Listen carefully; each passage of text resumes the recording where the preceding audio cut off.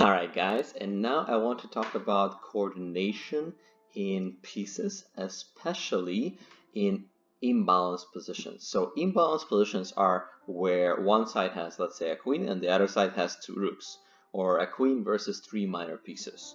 So the question is how to deal with those imbalances, and how can we use coordination, and what is coordination, how can we get it from discoordinated positions. Okay, so here's one example where Irina Krush is playing 𝐏𝐢𝐞𝐳 𝐈, both very strong female players, and they get into this imbalanced position with a queen against two rooks and opposite colored bishops, right? So first of all, let's define coordination, because a lot of people use the term all the time. They say, oh, my position is very coordinated, but what does it really mean? If you want to break it up into a few criteria, the first criteria is that the pieces are protecting each other. So right now the bishop is sort of undefended for black, it's sort of weak. The king is not really defended by the black pieces, they're far away from him, so they're not coordinating together. And the rooks aren't really coordinating anywhere useful. Even though they're defending each other, they're not meeting the second criteria, which is they have to be attacking and serving a common purpose. Are these guys serving a common purpose?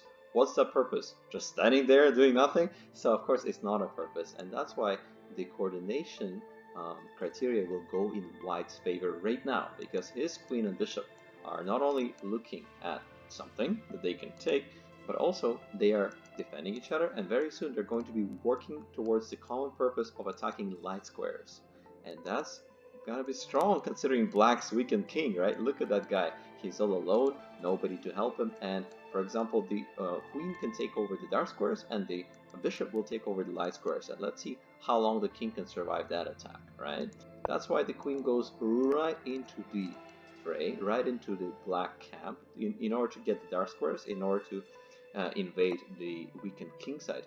But there was also the option of taking the rook.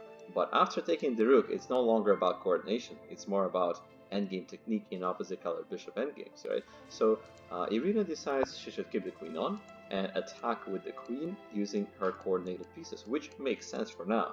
But watch how black turns that around, okay? In a few moves, black's pieces are going to be way more coordinated than white's. Okay, let's take a look.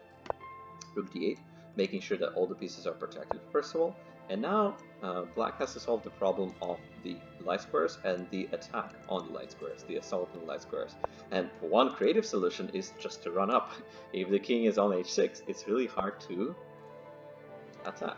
Now white can try to use the pawn to get a nail pawn to h6, and maybe with queen d2, h5, h6, get something on the dark squares, and then checkmate one day. But not with king h6. King h6 stops the idea of h5, which was actually very strong, and also gets ready to run. In some cases, that king may be a runner. You never know. And if you decide to give him a check, the king actually survives quite well. Now, white decides that it's a good idea to push the pawn anyways, to try and help with the coordination. In a way, this pawn is coordinating with the pieces to attack this king, so these moves still make sense. At the same time, it doesn't really create any threat, right? It just weakens the king a little bit, but not deadly yet. So white tries to come from this side, and watch how the queen and the bishop start working together. In a few moves, the bishop is going to be completely separate from the queen. The queen is doing her thing, the bishop is doing its own thing, and each piece is working separately, as an individual, not as a team, whereas black's pieces are going to work great right now. First, black's pawns are helping the king to survive, right? Now, the common purpose that black is going to serve is attack on f2. We need to get to f2. If black can get to f2 with all his pieces, or her pieces in this case, then f2 is going to fall. The great thing about having an imbalance, like two rooks against a queen, is that two rooks make two attackers, but the queen is always one defender, right? Notice how the bishop is getting in the way of the pawn, which would be great for kicking out the bishop on c5, right? Notice how the bishop is not doing anything productive here. If only we could get like a bishop on c2, a queen on e4, right? But right now they're not protecting each other and they're not serving a common purpose, okay? And that's the definition of discoordination. That's not being coordinated right there. Okay, the queen tries to get to the light squares, but never got the chance because our attack on the dark squares gets there first. As we start making threats, watch how white's pieces have to get worse and worse. If they have to play a move like f3, then I can try to cut them off, I can try to bring in my rooks, I can even play something like just take on g3 and double up my rooks, rook f5, rook f8. Maybe I have to watch out for pins, but that's the general idea. For example, after something like takes, we play rook f5. Now the fork doesn't really do much because I have the simple check, right? And then after a simple check, maybe I'm gonna use my rooks this way, and I'm going to coordinate them for a common purpose of attacking the king and cutting him off, right? Even the bishop takes part in this assault. So for example, bishop h3, we can even go for king g7 with the ideas of both bishop g1, followed by mate, and rook h5, very simply, brutally taking the bishop. Okay, notice how the white's pieces aren't working together. The queen can't really help, and that's why white is going to lose right now. In the game, white took the pawn, but now we get the other rook involved to attack f2 this way. Notice how the rooks are protecting each other, and once again they're serving a common purpose of attacking f2. Okay, they're also active, right? They have scope. You can have pieces protecting each other, but they're passive pieces, right? These guys are active. So if you want coordinated pieces, they also need to be active. These guys are very active because of the scope of how far they see and how much they can attack and the important squares that they get. These are very important squares. f3 is also an important square. Now, queen d5, it's okay. We just use the pawn. The pawn can help our coordination and destroy the coordination of the queen who was trying to help the king, right? So then after king h3, we say, great, let's go after f2. If you were trying to be stubborn, I'll just wrestle my way to your pawn. And after I wrestle my way to f2, I bring the bishop back and start running. No way to stop me. The king tries to run this way, not a problem. We'll pick up the pawn, and here comes the lack of coordination for white. Because the queen and bishop aren't really working together, they're really awkward. Like the queen has to go to b3. This is so bad. And it's not like white wanted this. It's not like Irina asked for a queen on b3. So she got it anyways.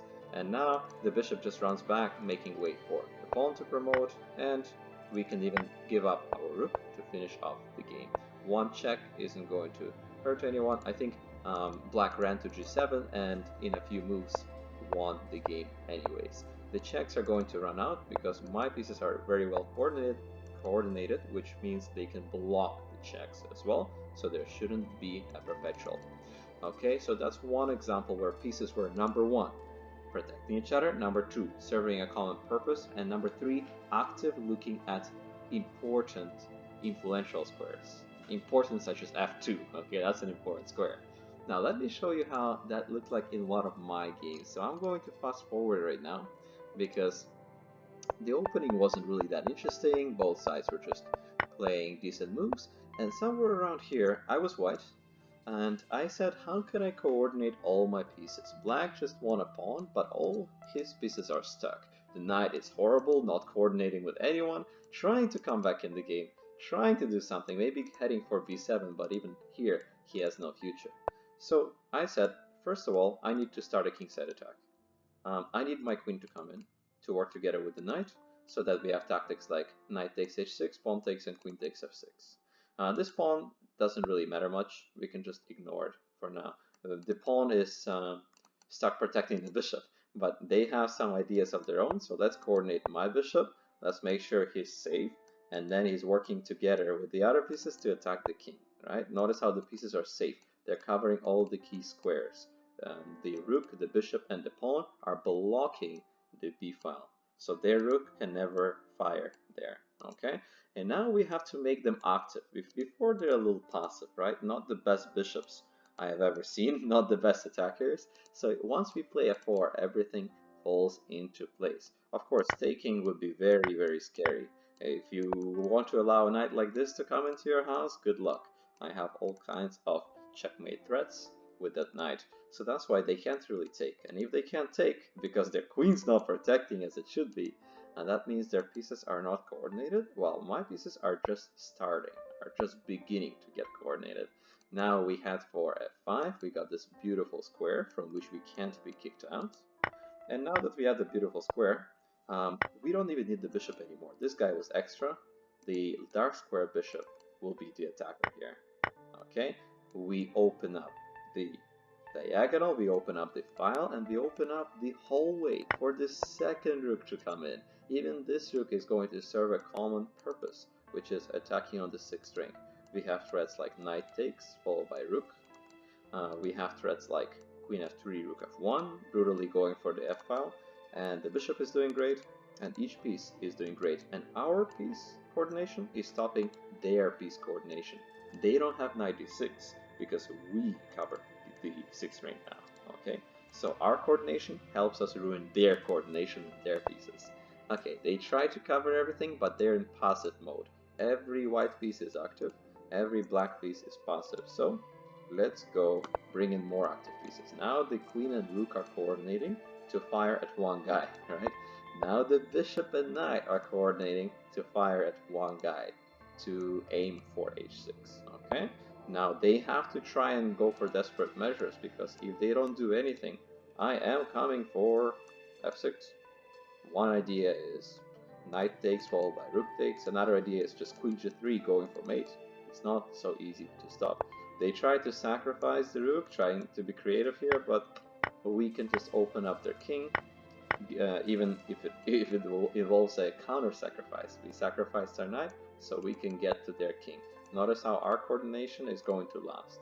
All we have to do is coordinate the rook and the queen so they're protecting each other, and finally everything is protecting each other, everything is connected, everything is serving the common purpose of getting this pawn to the end.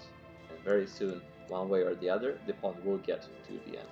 Okay guys, so for coordination, especially in positions like queen versus minor pieces, the minor pieces have to be coordinated, as we saw in the last game. And what does coordination mean? It means, number 1, pieces are connected to each other, number 2, pieces are serving a common purpose, and 3, pieces are active, going for influential squares. Here, the influential squares were actually f6 and h6. Because white got a lot of control over them, white was able to break through